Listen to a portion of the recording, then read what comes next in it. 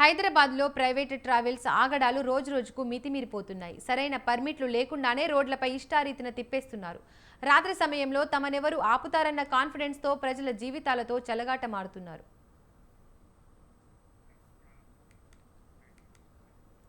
తిరుపతి నుండి హైదరాబాద్కు వచ్చేందుకు ప్రైవేట్ ట్రావెల్స్లో బస్సును బుక్ చేసుకున్నారు. తెల్లవారుజాము కాగానే హైదరాబాద్ శివార్లలో బస్సును ఆపేసి ఇక్కడి వరకే బస్సు వస్తుంది, ఇక్కడ నుండి వెళ్లిపోవాలని వారిని దింపేశారు. ప్రయాణికులు నిలదీయడంతో టికెట్లు బుక్ చేసుకున్న దగ్గరికి వెళ్లి అడగాలంటూ నిర్లక్ష్యపు సమాధానం చెప్పారు. బస్సులకు సరైన పర్మిట్లు లేకపోవడంతోనే సిటీ శివార్లలో ప్రయాణికులను దింపేస్తున్నారని అనుమానం వ్యక్తమవుతోంది. తమకేం సంబంధం లేదని చేతులెత్తేస్తున్నారు. ఇంత జరుగుతున్నా ఆర్డీఓ అధికారులు మాత్రం పట్టించుకోవడం లేదు.